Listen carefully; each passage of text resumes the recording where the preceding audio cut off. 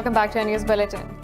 In the United Kingdom, another 763 people have died of the coronavirus as Europe's overall tally crosses 110,000.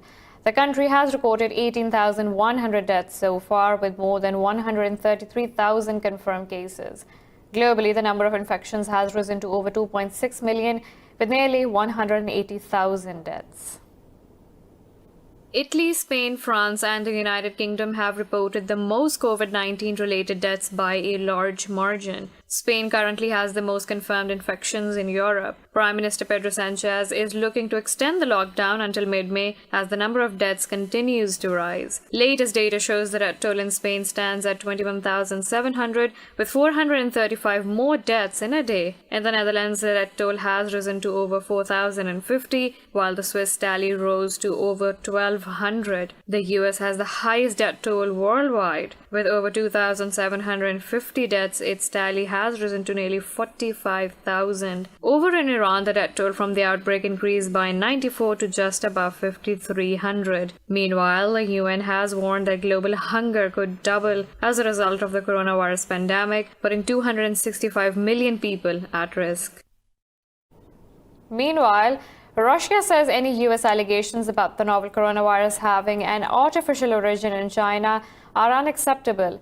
Speaking in Moscow, Kremlin spokesman Dmitry Peskov said scientists and experts still lack the data required to determine the nature of the virus. Earlier, U.S. President Donald Trump warned China of dire consequences if it was knowingly responsible for the coronavirus pandemic. The Chinese state-backed Wuhan Institute of Virology has already dismissed the allegations. The WHO said all available evidence suggests the virus originated in animals and was not manipulated or produced in a laboratory. In Pakistan, the death toll from the coronavirus has risen to 212 after another 3 people died of the disease. The country has so far reported more than 10,000 cases of the infection, while over 2,100 people have recovered. Meanwhile, Foreign Minister Shah Mahmood Qureshi said the third phase of repatriation of Pakistanis abroad will start today. The Foreign Minister said 5,000 Pakistanis will be brought back every week under this phase. In another news, Indian forces have martyred 4 more civilians in the Shopian district of occupied Kashmir. In the ongoing 8-month siege of the valley, occupation forces have martyred 93 Kashmiris, including 3 women. The civilians were targeted during a cordon and search operation by the Indian Army in the Melhora village. Local officials said a door-to-door search operation is still underway. They said Indian authorities have suspended internet service and blocked all entry and exit points. The occupied valley has been reeling under a curfew and communications blackout for the past 262 days. Meanwhile, the Indian government has further tightened restrictions on journalists and media in occupied Kashmir. With many already jailed, New Delhi charged Kashmiri journalist Gauhar Gilani under the Draconian Unlawful Activities Act. In its charge sheet, Indian authorities blamed the Srinagar-based journalist's description of ground realities as glorification of terrorism. Reacting to the allegations, Gilani said, "An ugly pattern of hounding and silencing journalists in the valley has been identified since last August." Earlier this week, New Delhi booked Kashmiri female photojournalist Musarrat Zahra under the same law. Under this act, both journalists can face jail time for up to 7 years. Now, President Donald Trump says he has instructed the U.S. Navy to fire on any Iranian ships that harass it at sea. The tweet comes a week after 11 vessels from Iran's Revolutionary Guards came dangerously close to U.S. ships in the Gulf. The U.S. Navy had also accused the Iranian Revolutionary Guards of taking dangerous and provocative actions. Iran brushed off the accusations and released a video of the incident. Tehran considers U.S. naval activity in the Gulf highly provocative and condemned the patrol as adventurism. The 2 countries came close to war at the beginning of the year when the U.S. assassinated Iran's General Qasem Soleimani in a drone strike in Baghdad. Following a hike in tensions, U.S.-led naval patrols were stepped up and American troops were sent to Saudi Arabia and the UAE. Meanwhile, Iran's Revolutionary Guard say they have successfully launched the country's first military satellite. The operation comes more than 2 months after Tehran failed to put another satellite into orbit. In a statement, the military said the satellite named Noor was propelled from Kavi Desert in central Iran. It said the satellite was put into orbit at an altitude of 425 kilometers from Earth's surface. The military called the launch a major accomplishment in Iran's space domain. Moving on to Afghanistan, where government says the Taliban have killed 19 security officials in attacks in northern Saripol and central Logar provinces. Saripol governor spokesperson Zabiullah Amani said 11 people were killed in the province when the Taliban attacked checkpoints.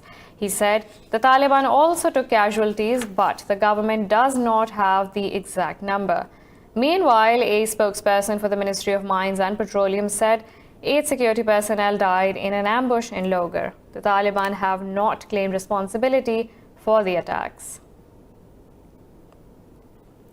Meanwhile, Afghan National Security Council spokesperson Javed Faisal says Kabul has released 71 more Taliban prisoners. The Afghan government had earlier released 300 inmates in 3 groups under the Doha peace deal.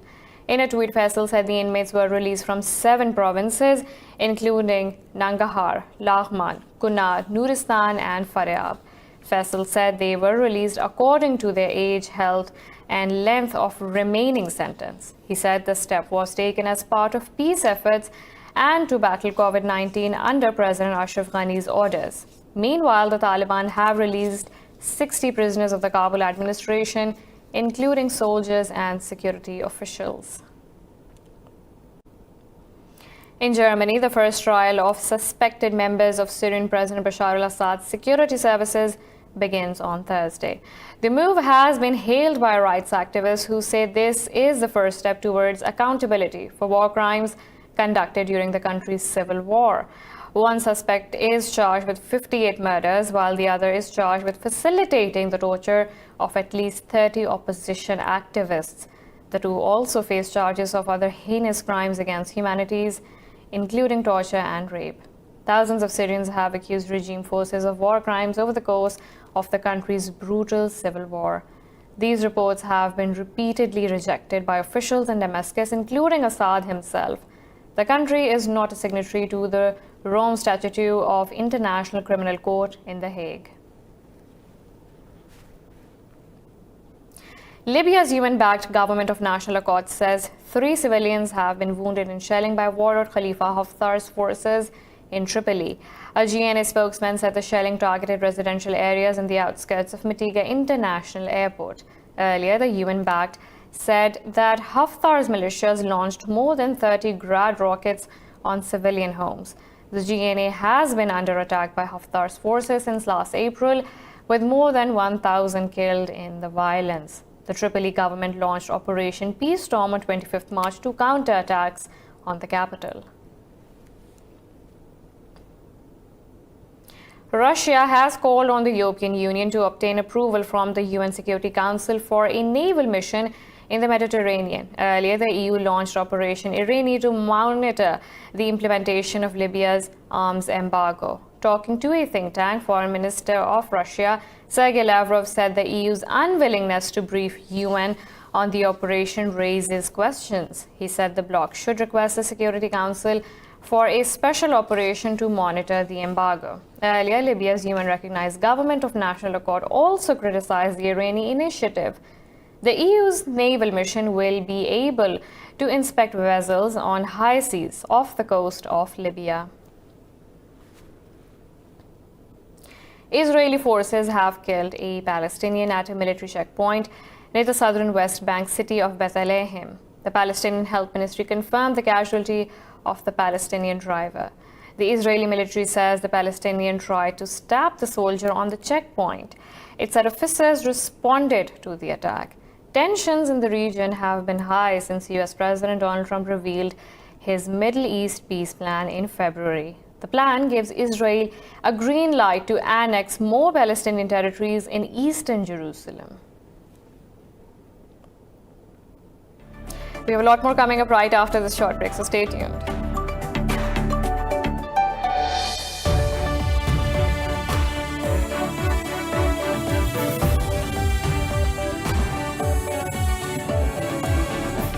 Welcome back. Health authorities in Middle Eastern countries have reported new cases and related deaths from the novel coronavirus. Saudi Arabia's health ministry confirmed over 1,100 new cases in the kingdom, with the total now at 12,772. More in this report. The ministry also confirmed 5 deaths, bringing the total number of fatalities to 114. Qatar registered 608 new virus cases, bringing the total to 7,141 infected people. Doha also recorded a fatality, bringing its death toll to 10. Kuwait's 168 new cases brought its total to 2,248 infected people. Oman's health ministry announced 106 new cases, taking total infections to 1,614. The death toll in the country has now reached 8, with 288 recoveries as well. In Lebanon, the total cases have reached 682 after 5 more infections were confirmed. The first coronavirus case was confirmed among Palestinian refugees in a camp in Lebanon's Bekaa village. In Bahrain, 20 new infections were reported, with the total at 1,973. In Lebanon, hundreds of protesters have returned to the streets in Beirut against rising poverty and hardship. The protesters remained in their cars to maintain social distancing as COVID-19 precaution. More in this short report. People flocked to the streets in other parts of Lebanon as well, including the northern city of Tripoli. They called on the government to make efforts to recover the severely damaged economy. We are here to say that amid coronavirus and amid the economic crisis, the state left us with 2 choices. We either die from hunger or die from the disease. So since it is death anyway, let us die while standing up at least and taking a stand. Today we went down to say no. We did not leave the squares. We are here on the streets, here since October 17. The revolution, and we are still going on the streets. When the shutdown was announced, we all or some of us abided by it. But the hungry people cannot abide by the shutdown because this is just illusionary plans on paper. Spain says it has arrested one of Europe's most wanted ISIS fighters in the southern town of Almeria. In a statement, the Interior Ministry said the Egyptian man fought in Syria and Iraq and was hiding in an apartment when police detained him. The ministry said the fighter has appeared in gory propaganda pictures of ISIS crimes. The statement said police also arrested 2 other people and are trying to establish their identity. It said the 3 suspects had arrived via North Africa and were keeping a low profile in Spain. Police did not reveal the identity of the arrested man.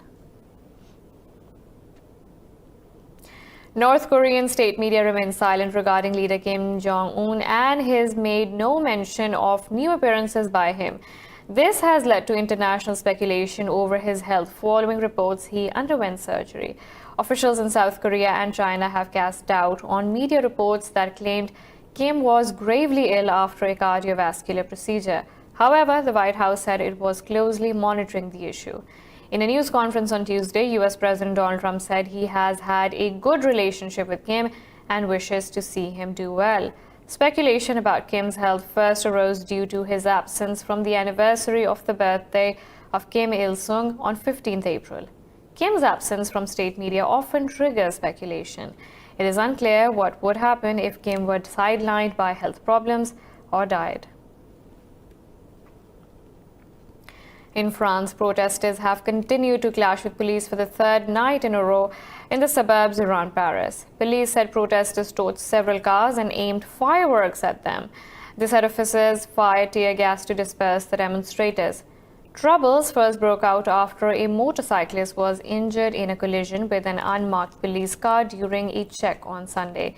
Witnesses said the officers deliberately opened the door into the motorcyclist's path. Police deny the claim and say they wanted to question the rider who was speeding the wrong way down the street without a helmet.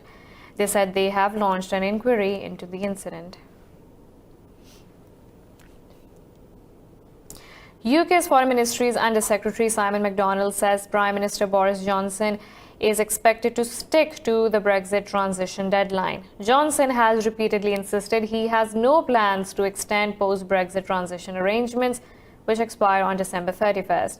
Speaking to the Parliament's Foreign Affairs Committee, MacDonald said the extension is clearly an option, but the government's stance is clear. He said Brussels and London will have to agree by the end of June in order to extend the period by 1 or 2 years.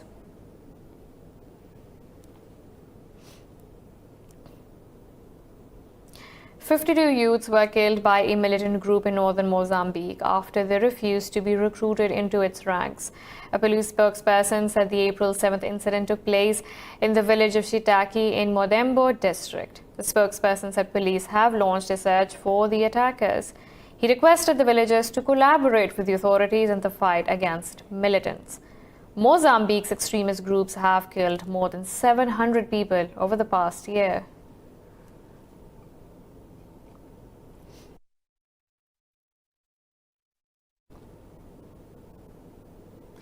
The group of the world's 20 biggest economies' tourism ministers will hold a virtual meeting on Friday. In a statement, the bloc said the meeting will discuss actions needed to address the global challenge presented by the coronavirus. It said Saudi Arabia's Minister for Tourism, Ahmed Al-Khatib, will chair the meeting. The statement said the meeting will address the impact of the new coronavirus on the travel and tourism sector.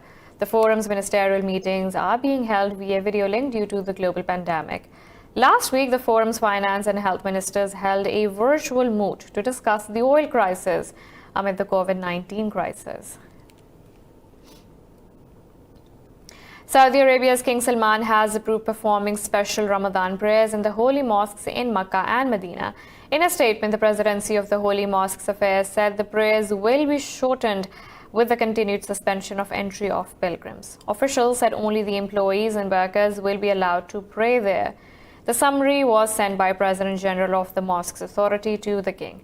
Officials said there will be no vigil in both mosques this year due to the COVID-19 pandemic. Saudi Arabia has so far reported 11,631 cases and 109 deaths from the virus.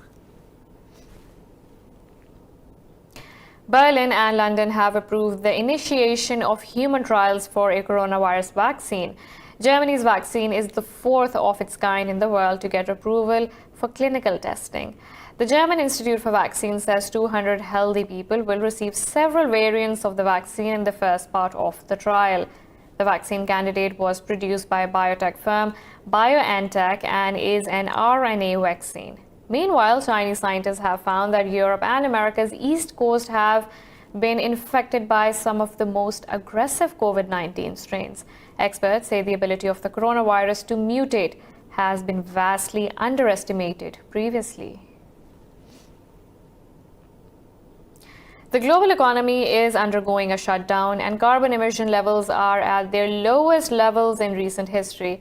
As such, this seems like the most positive Earth Day in our planet's history. But environmentalists warn the COVID-19 crisis will not be enough to save the Earth after decades of exploiting its natural resources. This report will now tell you more. 2020 has not been an easy year for mankind. The coronavirus pandemic has caused lockdowns the world over, decimating the international oil, airline, and hospitality industries. Nature, however, seems to be faring better. Some even see the virus as Earth's retribution against mankind. I think the pandemic has only heightened our concerns and our fears that the nature is somewhat angry and not happy with how the humans have treated this planet. Blue skies can now be seen over cities like New Delhi and Lahore, which were considered to have some of the worst air quality levels in the world. This is a pleasant change, but does it represent much in the long term with regards to reversing damage done over several decades? I hope that we can learn and grow from it, and just the fact that within days, animals are coming back and the sky is bluer, tells us that if we just stop, we don't have to build 1 million square miles of solar panels or all buy, a zillion electric cars. If we just slow down and stop, we can make a tremendous difference instantly. Along with this, markets are likely to prioritize recovering from the global shutdown over environmental concerns. Meanwhile, global news organizations are also giving less time to climate-related news as the COVID-19 pandemic dominates the airwaves. So listen, when we were born, there were 450,000 lions, and today there are 20,000 lions. And so if you project that shocking message alone, people will get engaged and they get it. They understand that just in our lifetimes there's been this massive decline.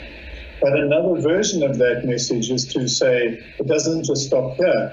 All this means the climate change crisis could worsen instead of improving once the virus is dealt with. And once we are in the grip of that disaster, it will take a lot more than a lockdown to fix it.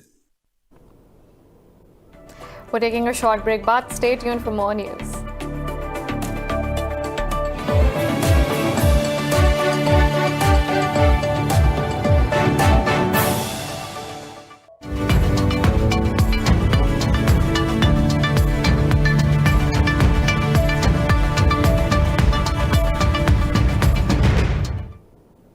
Pakistan has taken a number of steps since last year which have bolstered its economy against the coronavirus pandemic.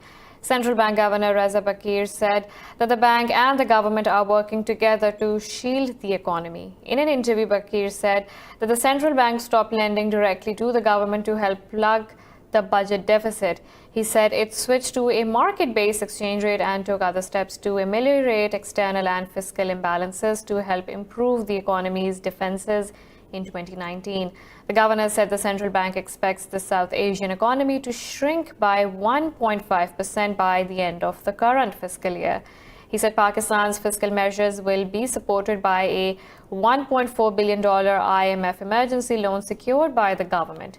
Bakir said that the country's policy response during the COVID-19 crisis has been prudent and the bank is ready to do more if needed. Pakistan has been under lockdown for 6 weeks to mitigate the spread of the virus. Now, Pakistan has also allowed the import of bulk shipments of food items through Gwadar port for transit to Afghanistan. Islamabad said the step has been taken to maintain food supply in Afghanistan amid COVID-19 outbreak. Prime Minister's advisor on commerce, Razak Dawood, said under special permission the transition has been okayed.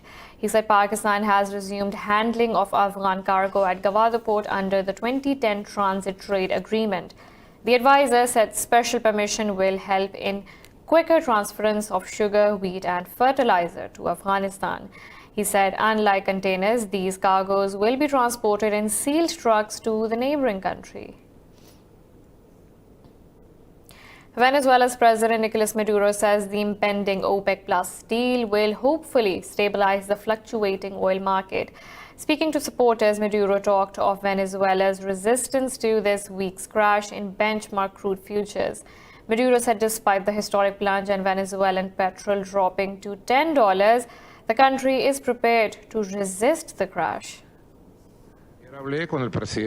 Yesterday, I spoke to Russian President Vladimir Putin on various issues. President Putin reaffirmed his support for the constitutional government that they had, for Venezuelan democracy, for peace in Venezuela. We reaffirmed all cooperation plans on working fronts.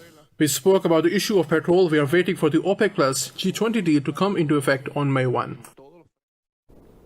The IATA says 40% of passengers around the world are planning to wait at least 6 months before traveling by air due to COVID-19 pandemic. Adding to the bad news, the body's Director General Alexander Dejoniak said passenger confidence will suffer a double whammy even after the pandemic is contained. He said governments and the industry must be quick and coordinated with confidence-boosting measures. Dejoniak called for building a framework for a global approach that will give people the confidence they need to travel once again. The International Air Travel Association said around 25 million jobs in aviation and its related value chains are at risk due to COVID-19 crisis.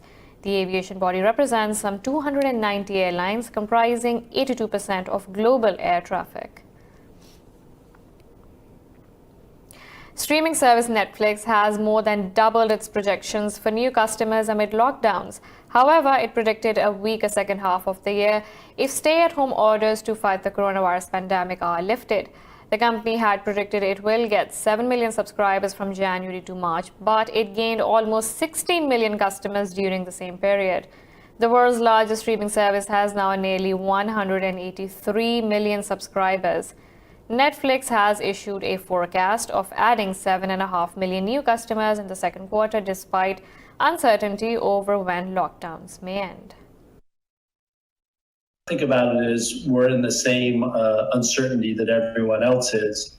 The things we are certain of is the internet is growing. It's a bigger part of people's lives, thankfully. And the people want entertainment. They want to be able to escape and connect, whether times are difficult or joyous. That's pulling up. We had an increase in subscriber growth in March.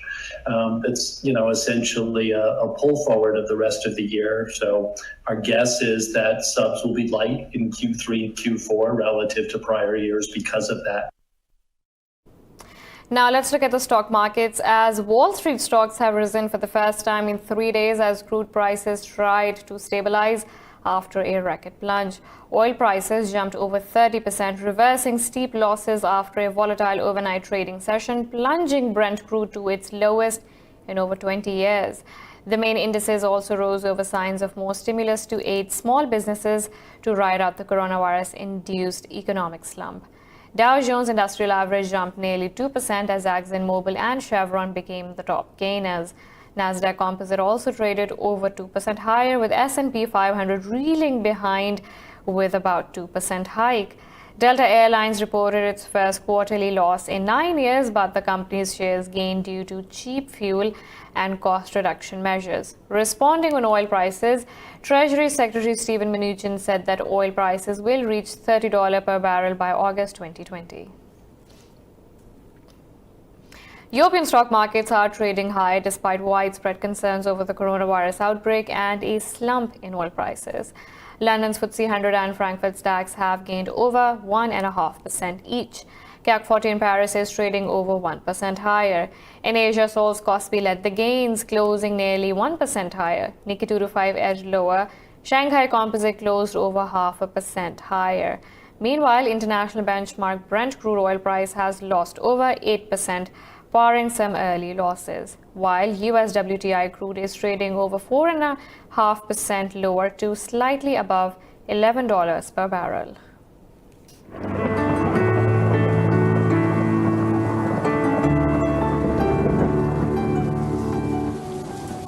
Now let's look at the weather from around the globe.